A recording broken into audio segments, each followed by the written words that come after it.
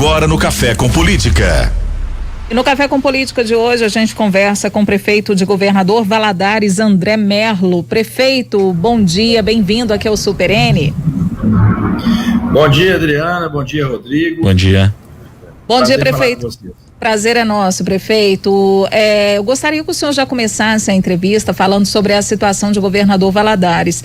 Nós temos noticiado aqui desde o início da semana, desde o momento em que essas chuvas, começaram a ficar mais intensas, a preocupação com a população de Governador Valadares e também com o poder público em relação ao nível do Rio Doce, que está aí próximo à cidade, que de certa forma, quando enche, acaba causando muitos transtornos, né, prefeito? Como que está a situação de momento? Infelizmente, nós estamos com o Rio Doce cheio, em situação de enchente mesmo, Nos últimos dias nós viemos acompanhando, toda a chuva montante de Valadares, que impacta, as cheias aqui em Governador Valadares, e hoje nós temos uma situação já de enchente, nós temos já pessoas desalojadas, desabrigados, e uma previsão de uma cheia aí, inclusive maior do que a última de 2020. Mas estamos preparados aqui com toda a equipe da prefeitura, também dos órgãos do estado nos apoiando, para a gente minimizar esses impactos. Ô prefeito, diante disso, como é que a prefeitura tem se portado no período pré-chuva? Como é que vocês têm feito o monitoramento para evitar que a gente tenha prejuízos humanos, E quando eu digo nesse sentido, é para evitar que a gente tenha morte mesmo, retirando as pessoas das áreas de risco. Como é que é feito esse trabalho de prevenção aí no município? Nós temos uma defesa civil muito atenta, muito forte aqui, porque a gente sabe que todo ano tem risco, Toda época de chuva. Infelizmente nós temos uma ocupação, que foi feita durante muitos anos, Nós temos um bairro aqui que é a Ilha dos Araújos, que também já está tomado de água, é um bairro inclusive turístico da cidade, uma atração turística da cidade, e Valadares então todo ano tem essa possibilidade de ter enchente. Então a gente já se previne com contato com o CPRM, com o Estado, para a Defesa Civil do Estado, para a gente não ser pego de surpresa. Então a gente faz um monitoramento quando começa a chover muito, principalmente acima de Valadares, a montante, e vai informando através de carro de som, através do site da prefeitura, para que realmente a gente não tenha perda de vidas, Então, na última enchente não tivemos, nessa também a gente espera que não tenhamos perdas, principalmente de vidas, Perda material é impossível de não ter, porque as pessoas infelizmente não acreditam, Eu mesmo rodo pessoalmente avisando que vamos ter enchente, mas aí como o rio ainda está na caixa lá, as pessoas não acreditam e são pegas de surpresa, De surpresa porque elas querem, porque a gente avisa insistentemente que vai haver enchente, Então nós temos situações agora de barcos do bombeiro, também da polícia ambiental e de voluntários também indo buscar pessoas que ficam ilhadas, querendo acreditar que não vai acontecer, mas infelizmente acontece e pega as pessoas de surpresa, mas pelo menos as perdas de vidas não acontecem. Qual é o número atual de desalojados, desabrigados? A prefeitura trabalha com um número, que pode crescer diante da continuidade das chuvas e das cheias do Rio Doce. Que tipo de ação está sendo preparada para acolher essas pessoas? Abrigos foram montados na cidade? Qual é a infraestrutura que está aí para atender essas pessoas que porventura precisarem de ajuda?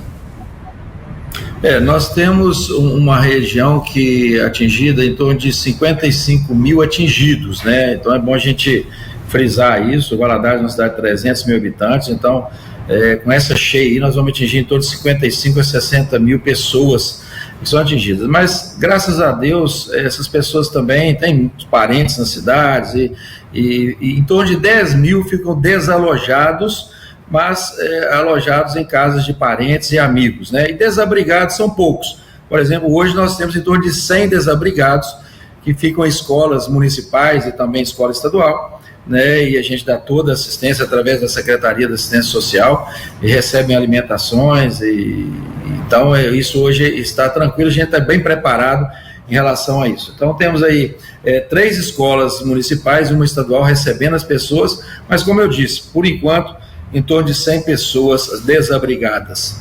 Ô prefeito, depois do desastre que ocorreu em Mariana e que o Rio Doce foi muito impactado, inclusive, nós tivemos, por exemplo, aquela sedimentação no fundo do rio, enfim, problemas os mais variados possíveis que todos noticiaram na época.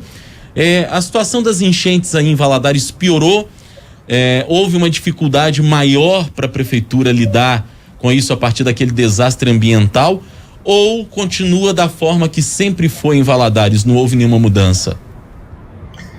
Rodrigo, a tragédia foi em 2015, a última enchente foi em 2020 e realmente pegou todo mundo de surpresa.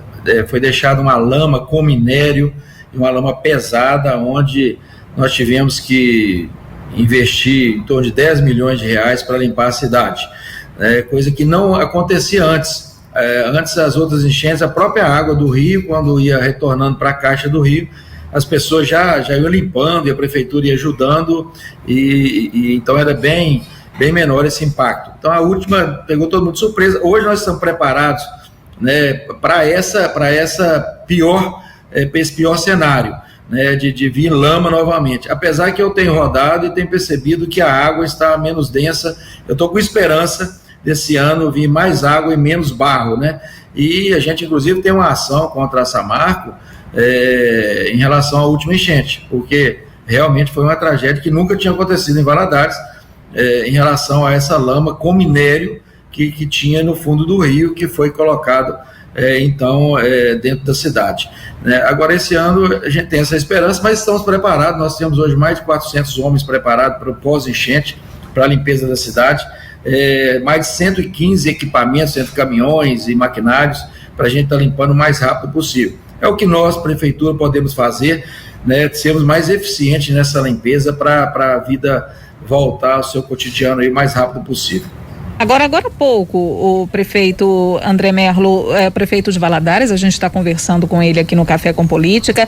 O SAI aí de Valadares acabou enviando aqui uma nota dizendo e pedindo, alertando aos moradores para a economia de água, porque há dificuldade nesse momento, tanto no bombeamento, no tratamento da água. O SAI que identificou também a questão da turbidez e da dificuldade de captação. Realmente há esse alerta, a população tem e deve economizar água aí em Governador Valadares? Com certeza. Nós temos uma captação sendo construída, uma nova captação de água, é uma compensação da tragédia de Mariana, mas infelizmente a Fundação Renova não entrega essa captação, que já era para ter sido entregue há 2 anos atrás, e está em construção ainda, e aí nós deixaríamos de captar água do Rio Doce. Hoje nós ainda captamos 100% da água de consumo dos valadarenses do Rio Doce. Então sempre dá problema nas bombas, a cheia atrapalha essa captação, além da turbidez que demora mais a tratar a água. Então devemos economizar sim. Prefeito, como é que é lidar com essa situação da tragédia da Samarco e essas dificuldades que o senhor está relatando? Aconteceu com a enchente, com a captação de água, depois de alguns anos, Nós estamos falando de um desastre que aconteceu em 2015, no dia 5 de novembro de 2015, salvo engano. E a população ficou sem água em Valadares, Houve a necessidade de água mineral, então uma série de movimentações para que a população pudesse ser abastecida com água potável. A gente aqui na capital fez campanha na época para enviar água mineral para a cidade de Valadares, porque a gente lembra da gravidade da situação. E anos depois, o senhor ainda tem que lidar, por exemplo, com esse problema na captação de água, com a lama junto com o minério da enchente de 2020, que pode, de alguma maneira, esse cenário se repetir agora na enchente do início de 2022. Para o senhor, como prefeito, como é que é lidar com isso? Olha, é decepcionante, porque foi criada uma fundação que é para tratar desses assuntos reparatórios e compensatórios. A gente, inclusive, teve que instaurar um fórum de prefeitos, que são 40 municípios atingidos diretamente pela cheia, e as coisas andam muito devagar. Então, inclusive, tem uma proposta nossa do fórum para uma repactuação, tirando a Fundação Renova de cena e tratando direto com os municípios. O que aconteceu em Brumadinho, por exemplo? né, que foi feito um acordo envolvendo o Estado. No nosso caso, teria que envolver Estado e União, e os municípios, é claro, mas uma coisa mais direta, uma coisa mais pragmática, para realmente atender a população atingida. Então, foi criada a Fundação Renova, infelizmente, pela Vale, aí, pela BHP, enfim, pela Samarco, e isso anda muito pouco, né? Eles investiram muito pouco, e a gente sabe que os lucros são altíssimos, principalmente com o minério, que subiu muito aí, e o que interessa, que é atender a população atingida, realmente isso deixa a desejar. Então a gente vem brigando, temos um bom relacionamento com a Fundação Renova, mas as coisas não andam, é mais burocrático do que o poder público, e a gente sabe que é burocrática a administração pública, né, e a Fundação Renova é pior ainda, e então não entrega o que foi feito, compromisso, inclusive no TETAC, né, que é um termo de ajustamento de conduta envolvendo o Ministério Público, a União, envolvendo o Estado, e isso não é entregue. Tudo que foi colocado no TETAC, a maioria ainda não foi entregue aos municípios. Então é muito, muito triste, eles gastando um recurso muito alto na administração da Fundação Renova e faltando para a população. Então, quando aconteceu, a primeira coisa para Valadares foi a gente pensar numa nova captação de água, para a gente não ficar dependendo 100% do Rio Doce, e hoje numa nova tragédia aí, que é a enchente, e que provavelmente acontecerão em outros anos também, e também pode acontecer um novo rompimento de tantas barragens de rejeito que tem, né, a montante do governador Valadares, e a gente ter somente a captação do Rio Doce. Então é uma questão de estratégia mesmo, de garantia de fornecimento de água, né, e infelizmente as coisas não andaram como deveria ter andado. Muitos se beneficiaram, infelizmente a gente tem que falar isso, dizer isso, e o que realmente não foi beneficiado foi a população e os municípios atingidos. Prefeito, queria mudar um pouquinho de assunto, falar agora sobre a Covid-19. O senhor, né, que foi contaminado também pela Covid, chegou a ficar internado no ano passado. Nós tivemos no fim de semana a morte do Rafael Henrique Pereira, né, um bebezinho de 1 ano e 3 meses. Infelizmente a gente teve que noticiar a morte dessa criança em decorrência da síndrome inflamatória multissistêmica pediátrica. É uma condição que pode afetar crianças, né, após um quadro de Covid-19.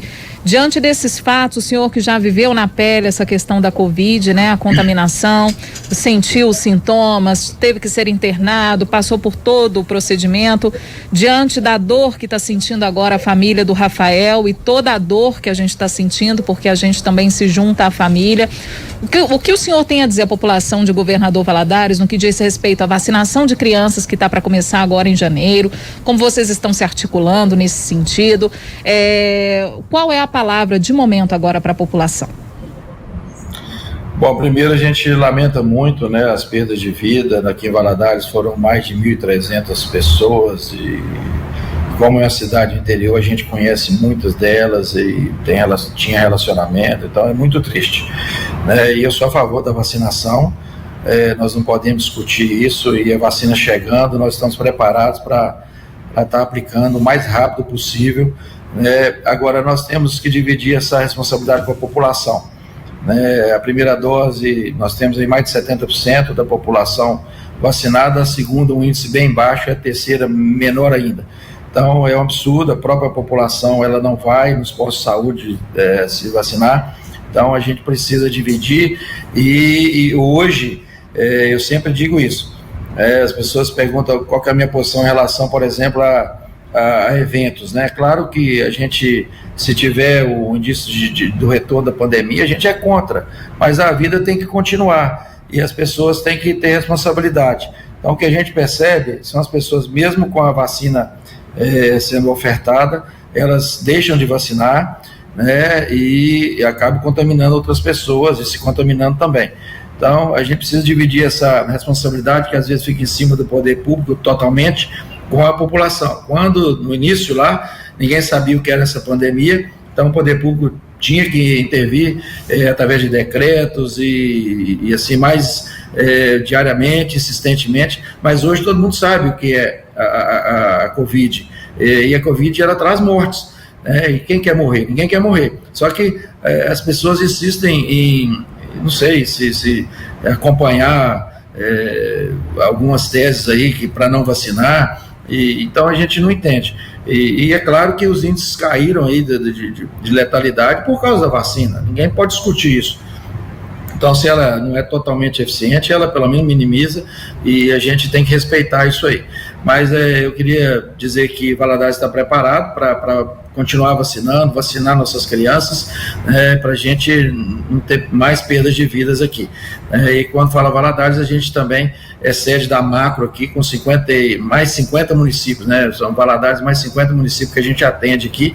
Claro que a vacinação é em cada município, mas a gente é impactado aqui. Hoje nós temos novamente nos leitos de UTI em torno de 17 pessoas internadas. Dos 30 que nós temos de leito de UTI exclusivo para Covid, já temos 17 ocupados, né? São 11 de Valadares e 6 de outras cidades, mas também mais 25 na enfermaria, ou seja, vai voltando aí as internações, e a gente precisa da ajuda do governo estadual, do governo federal principalmente, onde tem recursos financeiros, porque não adianta falar, precisa de recurso financeiro, senão fica no colo da prefeitura, sede da Macro, que no caso é Valadares, e a gente não aguenta.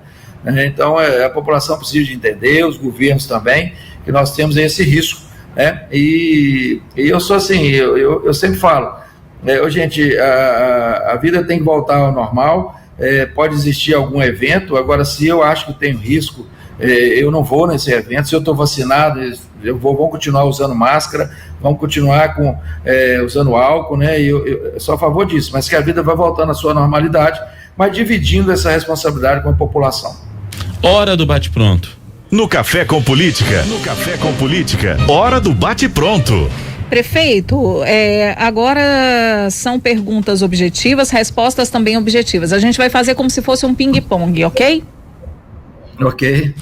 Para começar, a chuva em Governador Valadares. Eu não ouvi direito.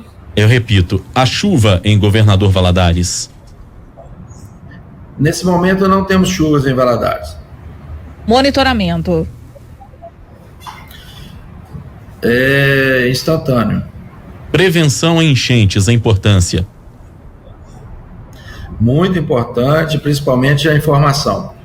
O Rio Doce. É um rio maravilhoso que infelizmente foi ocupado de maneira desordenada, né, ao longo dos anos, e que precisa ser respeitado, mais respeitado. Ajuda do governo do estado?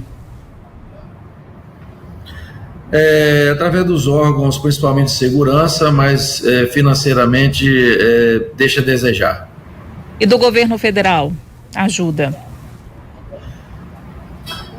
Na última enchente, muito pouco. Gastamos 10 milhões e veio 700 mil reais. André Merlo, prefeito de Governador Valadares, no Vale do Rio Doce, ele que é do PSDB, nosso convidado de hoje aqui no Café com Política. Prefeito, muito obrigado, e que Valadares sofra menos aí nesse ano de 2022, a gente fica aqui na torcida também. Se Deus quiser. Muito obrigado a vocês, foi um prazer participar da entrevista aí. Obrigada, prefeito.